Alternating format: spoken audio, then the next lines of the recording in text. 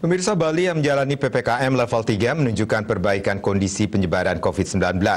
Pada evaluasi zona risiko penyebaran COVID-19 per 12 September yang dirilis hari ini di website Satgas Penanganan COVID-19 Nasional, terjadi perbaikan dibandingkan sepekan sebelumnya. Menurut data, di Bali terdapat 6 zona oranye dan 3 kabupaten yang tergeser ke zona kuning.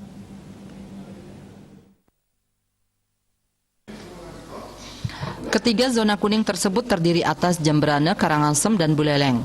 Sementara zona oranye atau risiko sedang adalah Tabanan, Badung, Denpasar, Gianyar, Bangli, dan Kelungkung.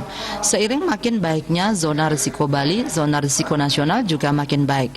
Zona merah kembali mengalami pengurangan signifikan dari 5 kabupaten kota atau 0,97% menjadi 1 kabupaten kota atau 0,19%. Sementara itu, zona risiko sedang oranye mengalami penurunan dari 181 kabupaten kota atau 35,21% menjadi 89 kabupaten kota atau 17,32%.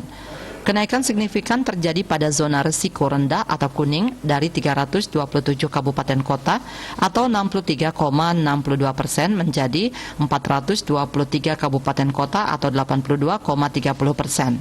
Zona hijau atau tak ada kasus masih tetap 1 kabupaten kota atau 0,19% dan zona hijau tak terdampak tetap tidak ada.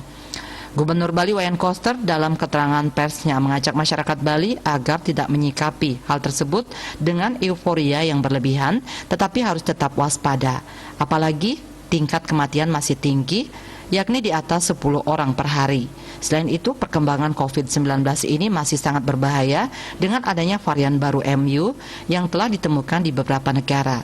Gubernur Koster juga mengingatkan bahwa meskipun warga sudah mengikuti vaksinasi, tidak sepenuhnya menjamin terbebas dari penularan COVID-19. Namun dengan telah divaksinasi, warga yang tertular COVID-19 risikonya lebih rendah, yaitu lebih cepat sembuh, terhindar dari gejala berat yang berisiko kematian. Data juga menunjukkan bahwa warga yang terkena COVID-19 tanpa gejala ringan yang mengikuti isolasi terpusat lebih cepat sembuh dan tidak menularkan kepada anggota keluarga yang lain daripada mengikuti isolasi mandiri. Dia Dewi, Bali Pos melaporkan.